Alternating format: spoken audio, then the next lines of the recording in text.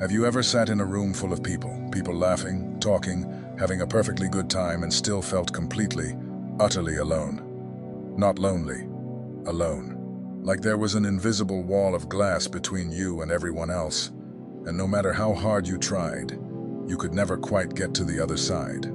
If you know that feeling, this video is for you. Because I want to talk to you today about something most people are afraid to name out loud. Not because it's dangerous, but because the moment you name it, everything changes. Your past changes. Your pain changes. Even the things that almost broke you, they start to mean something different. Today we're going to talk about what it really means to be chosen. Not chosen in the way people use that word loosely, like some motivational phrase on a coffee mug. I mean chosen in the way the Bible means it. Separated before you were born. Set apart for something this world doesn't fully have a category for yet. Marked by heaven in ways that often feel, from the inside, a lot more like a burden than a blessing. And here's what I want you to hold on to before we even begin. If you've spent most of your life feeling like something was wrong with you, like you were too much, or not enough, or just somehow wired differently from everyone around you, I need you to hear this. That wasn't a flaw. That was a sign. Let's start from the very beginning. The first thing most chosen people carry, and they carry it from childhood, sometimes without even realizing it, is this feeling of not belonging. Not just to a friend group, not just to a neighborhood, but to the world itself. Like they arrived somewhere they weren't quite supposed to be, or like everyone else got a manual for how life works, and somehow theirs got lost in the mail. I've talked to so many people over the years who describe exactly this. Men and women in their 30s, 40s, even older, who say, "George, I've always felt like a stranger here, even in my own family." Maybe you know exactly what I mean. Maybe you grew up in a house where everyone around you seemed comfortable. Comfortable with the way things were. The same conversations, the same routines, the same idea of what a good life looks like. And you loved those people. You still love them. But you never quite fit. Your questions were too big. Your feelings were too deep. You cared too much about things nobody else seemed to think twice about. Here's what most people do with that feeling. They bury it. They tell themselves they're being dramatic. They work hard to shrink themselves down, to fold their edges in, to become someone a little more manageable, a little more acceptable. And for a season, it works. But it never fully goes away, does it? Because that feeling of not belonging isn't a psychological problem. It's a spiritual one. And it's there because you were built for something beyond what you can see from where you're standing right now. Jeremiah heard it before he was born. "Before I formed you in the womb, I knew you. Before you were born, I set you apart." That wasn't just a word for Jeremiah. That's the pattern. The chosen are always set apart before they have a chance to choose anything for themselves. And that separation starts early, and it doesn't go away, because it was never meant to. Think about what that actually means. Before your first cry, before your first breath, before any choice you made or mistake you committed, you were already known, already named, already set apart. That's not a metaphor. That's the foundation underneath everything else you are. So the next time that feeling of not belonging rises up in you, instead of reaching for shame, try reaching for this. Maybe the reason I don't belong to this world is because I was made for something more than this world can offer. That's not pride. That's scripture. Now here's where it gets real. Because being set apart sounds beautiful when you read it in a psalm. But living it on a Tuesday afternoon, that's a different story. One of the heaviest marks of someone who is chosen is that they experience rejection in ways that seem disproportionate. Not just regular social friction. I'm talking about people who turn against you for reasons you can never fully explain. People who, without any real cause, just decide they don't like you. Co-workers who freeze you out. Family members who seem quietly threatened by you. Friends who disappear the moment you start walking into something greater. And the painful part? You're one of the genuinely kind ones. You don't have ulterior motives. You give freely. You forgive too quickly. You go out of your way for people who would never do the same for you. And still, somehow, you end up on the receiving end of animosity you didn't earn. I want to tell you something about that, because I think it matters. The light you carry, it disturbs things. Not because your light is harsh or aggressive, but because darkness doesn't stay comfortable when light enters a room. And the people who have built their identity around staying in the dark, they feel you before you say a word. And some of them react to that with hostility. They might not even be able to explain themselves. You've probably experienced this in the workplace. You walk in, doing your job with integrity, caring a little more than the average person does, and somehow, without a single confrontation, you become a target. Office politics, gossip, people subtly working to undermine you. And you sit there thinking, I didn't do anything. What did I do? The answer, honestly, you showed up. That was enough. Your presence alone made people uncomfortable, because the light in you highlights what they've been trying not to look at in themselves. It's not your fault, and it's also not going away. Because you can't dim what God lit. You can try. Many of you have spent years trying, but it keeps coming back. Think about Joseph. His brothers didn't hate him because he was cruel. They hated him because the favor on his life made their own smallness visible. Here's this young man full of dreams, full of something from God, and the people closest to him become the instrument of his deepest wound. They threw him in a pit, sold him to strangers, lied to their father, and through every betrayal, the hand of God never left him. It couldn't, because it wasn't theirs to take. The pit was not Joseph's grave.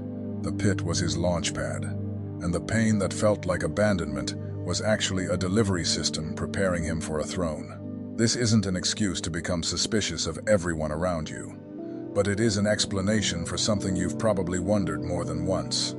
Why do I attract opposition I never asked for? Because you carry something, and not everyone is ready for what you carry. There's another mark I want to sit with for a moment, because I think it's one of the most misunderstood.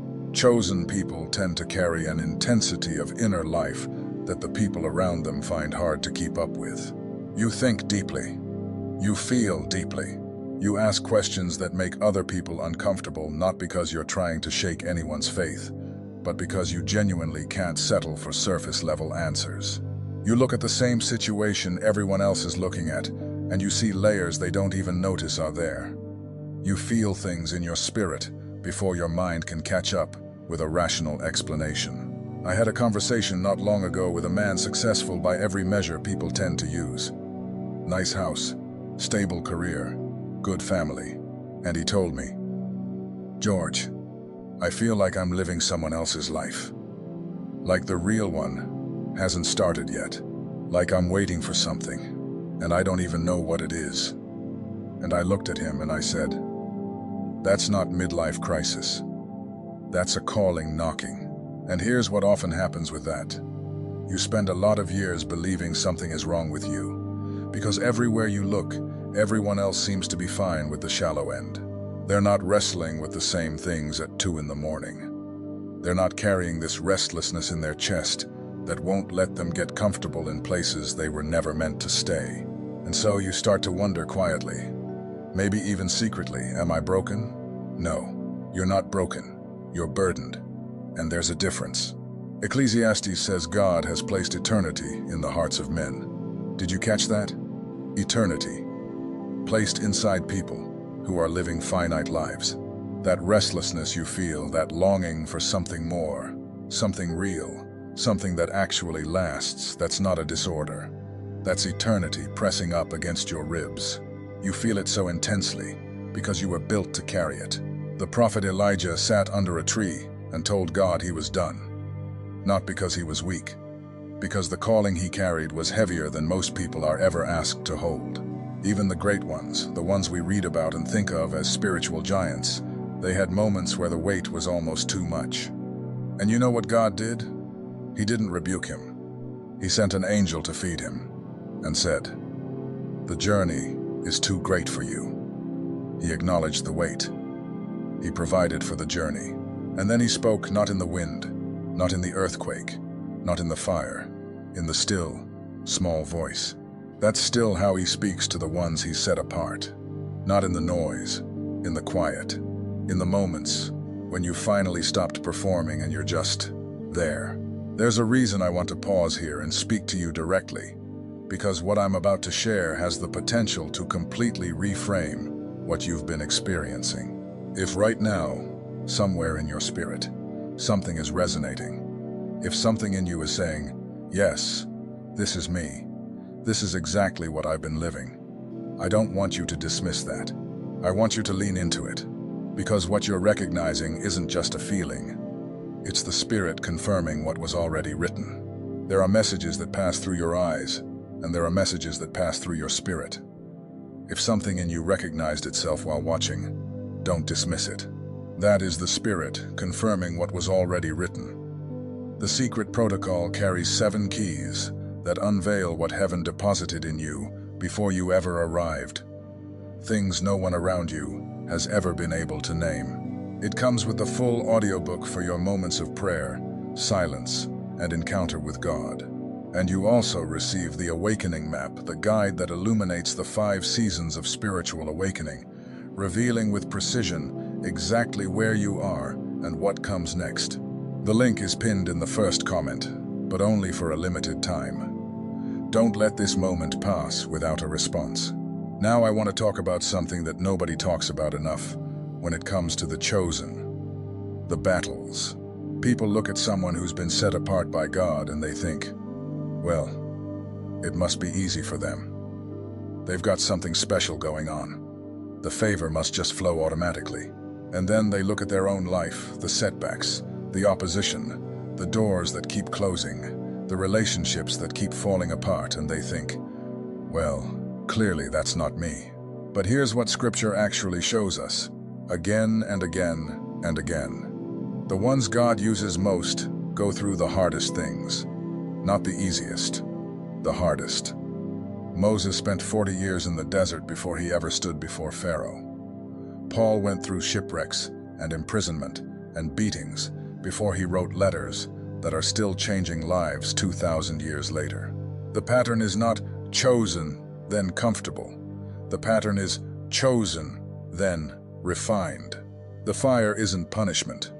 The fire is formation. And I know that sounds like something you'd cross-stitch on a pillow, but I'm talking about real fire. The kind that comes in the shape of a health crisis you didn't see coming. A marriage that fell apart in ways that still don't make sense. A business you poured everything into that crumbled overnight. A friendship, one of those deep ones. The kind where you knew each other's whole history that ended without warning, without a proper goodbye, without a reason that ever made full sense. Those fires, they're not evidence that God forgot about you. They're evidence of how seriously He takes what He placed inside you. Because you don't refine something you don't value. You don't sit over the crucible watching something worthless. The goldsmith watches what he intends to use. And he stays close to the heat, not because he enjoys watching something suffer, but because he can't afford to look away. One moment too long, and the gold is ruined. He watches. He adjusts. He knows exactly how much heat is needed, and exactly when to pull it back. That's what the hardest seasons of your life have been. Not divine neglect. Divine attention. Here's something I've noticed about people who are chosen, and I want to name it specifically because it causes so much unnecessary confusion. You have an ability to sense things before they're visible, not in some vague, mystical way. I mean practically.